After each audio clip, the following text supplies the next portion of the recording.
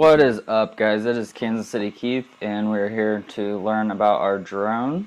When you open up your DJI Go app, there are tons and tons of options. You first open up into the general settings. In the general settings, you can use different units, whether you want the metric system or the imperial. It's going to have your options to use live streaming platforms like Facebook and YouTube. You can cache your recordings onto your phone, and it can also record the audio. The rest of this is just kind of keeping your cache data low. The unlocking license will go into effect anytime you've gotten permission to fly in a certain airspace, and you can come back here and just kind of click it off and on as you need. But as you see, it specifically has the valid date as to when that is applicable. So I can no longer use that one, and I will need a new license the next time I go to fly. In the general settings, we also have the device name, where you get to name your drone. My drone's name is Nixon, so you can see it right there. And in the about is all of your updates, so that way you can check your app, the aircraft, your remote controller, and make sure that everything's updated. And you'll also have your serial numbers here for your camera and for your flight controller. So there's quite a bit of information in the general settings. Most of it isn't necessarily too important to your day-to-day flights. You'll kind of set this stuff and keep it unless you are live streaming. Okay, and the next setting is the gimbal settings, which will change it from the FPV to the follow, and I always keep mine on follow. And here is the advanced settings, which you will change as you become a better pilot. It changes how quickly your gimbal moves in response to you moving the button.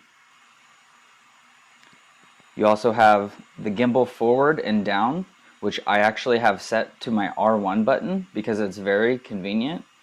Because if you have already kind of looked around and moved things and you need to jump back to directly straight in front of you, so that way you're back in first person, you'll hit your gimbal forward and down, and you'll hit it again, and it reset it to looking directly in front of you.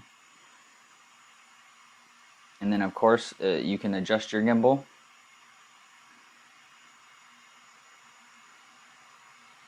I do like where my settings are at, so we're not going to change anything, but this is where you would change the roll or the yaw on the gimbal. And then the last setting there is auto calibrate. Go ahead and auto calibrate the gimbal.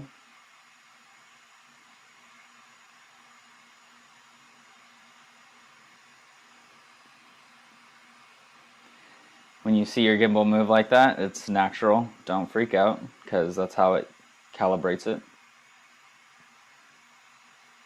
It's a roughly quick process.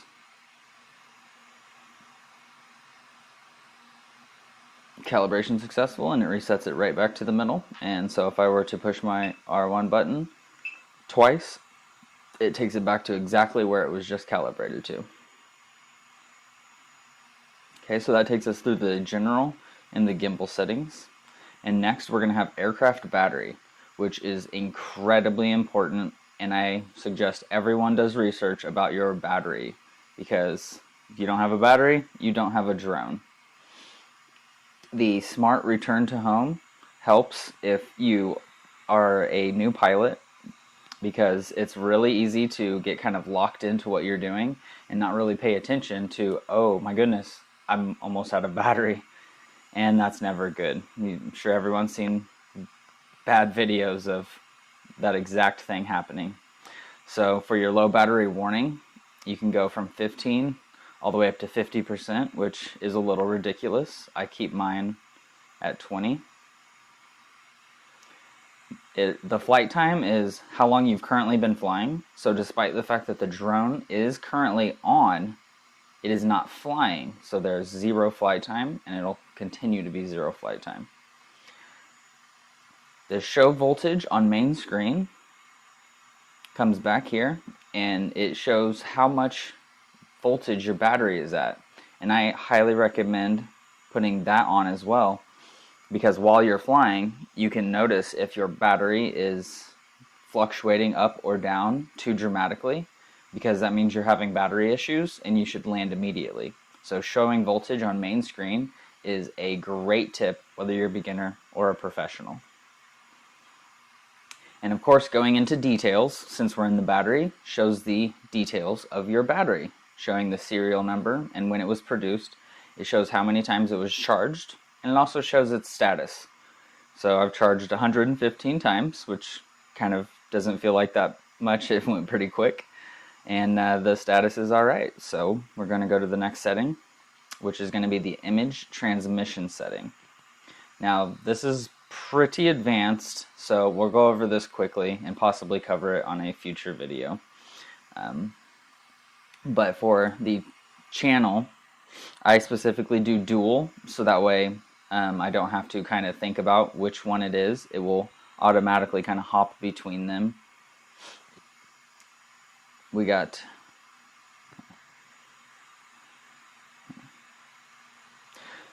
so then we have image transmission mode, which I just keep on regular mode unless I'm going to HD. But the whole thing is it's just what you see on your screen. So actually keeping it to the lower setting will help. So the next setting that we have is going to be our remote controller setting, which is actually some of my favorite settings, because here we can just calibrate the controller, which you'll have to turn it off for. It shows you your LCD screen. So if you have any questions about what is going on your actual controller and the screen of the controller itself, right here it designates every single piece, so that way you can fully understand what's going on, because the controller also has a lot of information as well.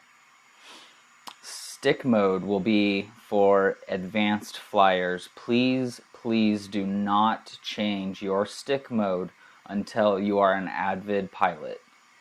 However, that being said, you can change it to almost anything. They've got their 3 initial settings, and it changes how the drone operates. It changes its yaw, it changes the throttle, it changes which directions you're moving, and you can customize it as well, and you can move these things around. You just grab it and be like, nope, I want this one over here, or you're like, oh yeah, no, let's put this guy here. However, I fly on the basic one, which is the default mode of mode 2.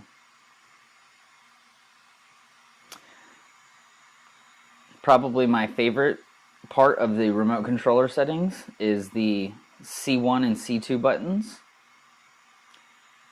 The fact that they have the extra buttons so that way you can use while you're mid-flight saves a ton of time, and it can actually help make some of your videos smoother, because you won't have to stop and change your settings. You just have a quick button to change things.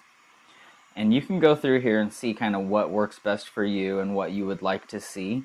However, out of all of these, my favorite ones to use are the Switch GS/FPV, which changes my map in the video, so that way I can see where my drone is at visually and where it's at on the GPS. And then my second one is always camera forward and camera down. And you'll notice that these are just about all the same options. So there are a lot of options, and you get to choose 2 of the options. But the camera forward down always helps, because it instantly resets your gimbal. It changes the camera and puts you looking straight ahead. And on top of the C1 and C2 buttons, we have the 5D button customization, which I don't necessarily use a whole lot, but for decreasing and increasing the EV mid-flight, it is pretty convenient. So just like above, there's going to be a bunch of different options that you can use, and you get to pick 4 of these. So you get 4 out of 7 of those options to be able to quickly press on your 5D controller. Well, that was half of the drone settings, and if you hated the video, send me some hate, but if you loved it, send me some love.